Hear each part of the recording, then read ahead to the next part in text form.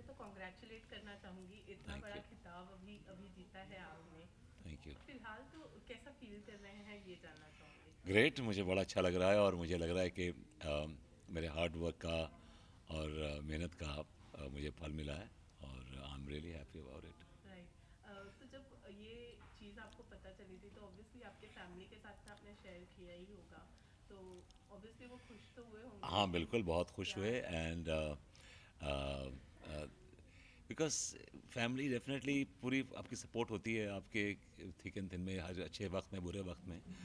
और my wife has seen some very bad days of mine also, so definitely उसको बहुत खुशी हुई इस बात की कि हम सब इससे का सबका ही कंबाइंड एफर्ट होता है कि आप घर में अगर एक आदमी काम करे इसका मतलब नहीं कि वही काम कर रहा है, बिकॉज हर आदमी का अपना अपना कंट्रीब्यूशन होता है इमोशनली, किसी का फिजिकली भी होता है, कोई आपके मेहनत करता है आपके एरेंड्स रन करने के लिए, कोई बहुत सारी चीज़ें होती हैं इसमें। और series of people like from from writer to director to creative head to producer to makeup man to hairdresser, everybody has a contribution in this thing. So I like to share my you know colors or whatever, I mean, to with everyone, जो भी मुझे इज्जत मिली है मैं सबके साथ share करना चाहूँगा वो।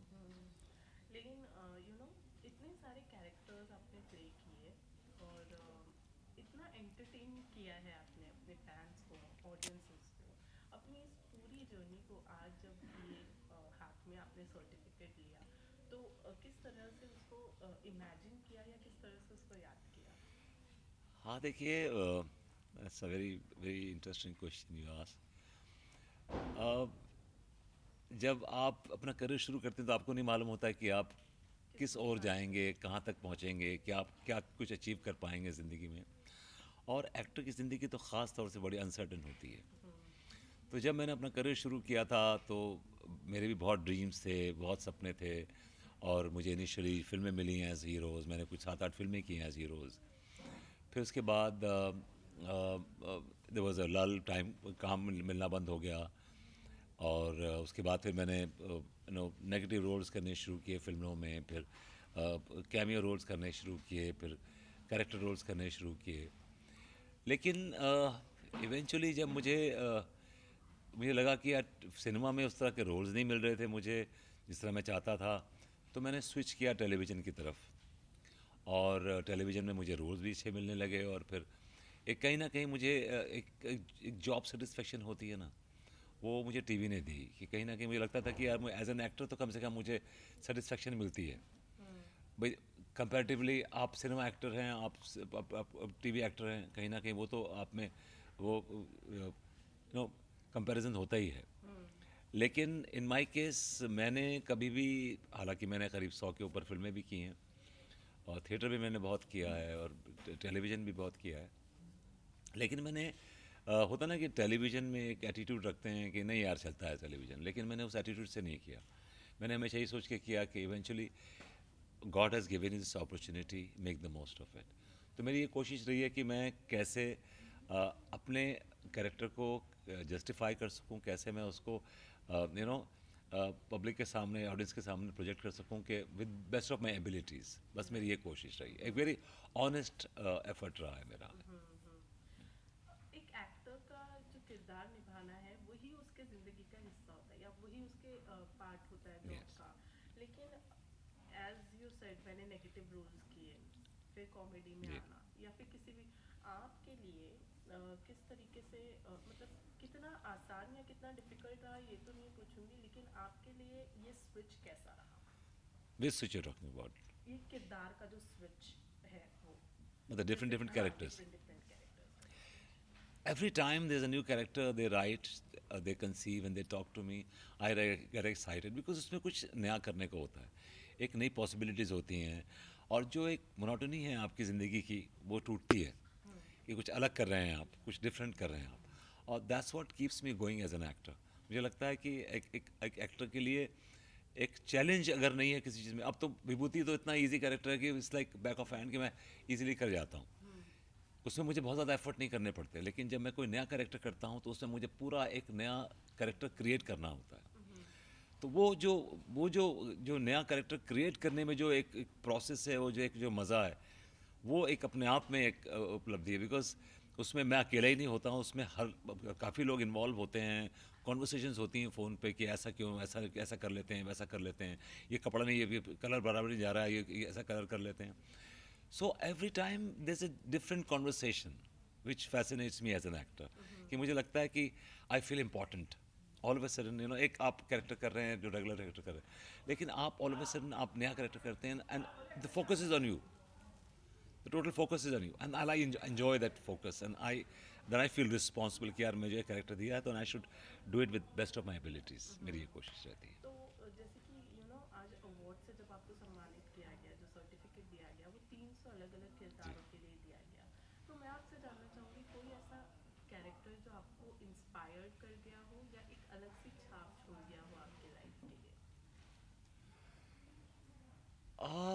देखिए, मैं जो भी कैरेक्टर करता हूँ उसमें कहीं ना कहीं तो इंस्पिरेशन होती है, तभी तो वो कैरेक्टर हो पाता है. तो बेसिकली मेरी इंस्पिरेशन है कैरेक्टर्स.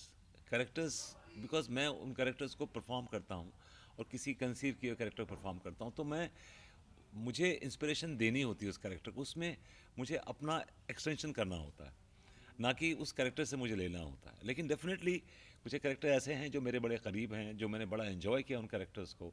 उसमें से एक जो सबको मतलब सबको बड़ा पसंद है, एक मैंने there was a guy called darling कबाड़ी वाला. Is a very funny character और बड़ी अच्छी लिंगो थी उसकी और बड़ी अच्छी बॉडी लैंग्वेज थी, बड़ी अच्छी ह्यूमर भी थी उसमें. तो वो कैरेक्टर मेरे दिमाग में आता है. फिर there was a character called Deepu Mastana, वो बड़ा अच्छा इंटरेस्टिंग कैरेक्टर था. देन एक वी मैन करके था, ही वाज अ सुपरमैन. वो भाभी जी को सिर्फ उस भाभी जी को सिर्फ वो एक्साइट करने के लिए, भाभी जी को सिर्फ ल्योर करने के लिए वो ट्रॉली खड़ा होकर ऐसे हाथ करके ट्रॉली मूव कर रही है. She says my God he is flying in the air. So that those things हालांकि बहुत अननेचुरल है, लेकिन it's very important to have conviction. Right. So comedy में एक चीज़ बड़ी अच्छी सिखाई है कॉमेडी ने कि आप कुछ भी कर रहे हैं, अगर कन्विक्शन नहीं है तो आपकी वो खोखली लगेगी. तो कन्विक्शन होना बड़ा ज़रूरी है. तो हम कुछ भी करते हैं उसमें कन्विक्शन पहले डालते हैं कि कन्विक्शन होनी चाहिए कि मैं उड़ रहा हूँ तो उड़ रहा हूँ, मैं वी मैन हूँ. आपको बिलीव करें ना करें, लेकिन मैं बिलीव कर रहा हूँ इस बात. सो एक ये चीज़ सिखाते हैं मुझे कैरेक्टर्स की I have to believe in that, नहीं तो otherwise I not be able to do it. Because this is out of the head kind of characters कि आपने कभी ऐसे कैरेक्टर देखते नहीं होंगे कि वो आदमी सड़क पे चला जा रहा है, वो अपना सूट पहन के और सुपरमैन का सूट पहन के और ऐसे खड़ा हुआ है और मतलब मूव कर रहा है गली में, लोग देख के उसके बोले क्या बात. So these things are unnatural. अभी हम एक बार चांद पे पहुंच गए थे, हमने चांद पे रोमांस किया, वो वहाँ पे हवा में उड़ रहे हैं और वो सब. सो ये चीज़ें हमारी बेसिकली कोशिश रहती है कि हम ऑडियंस को कैसे हंसाएं, कैसे गुदगुदी करें उसको. तो कौन सी चीज़ अच्छी लगती है कैसे. तो उसमें क्या होता है कि एक पूरा प्रोसेस होता है उसमें, और हर आदमी अपना अपना कंट्रीब्यूशन करता है. True true. जी.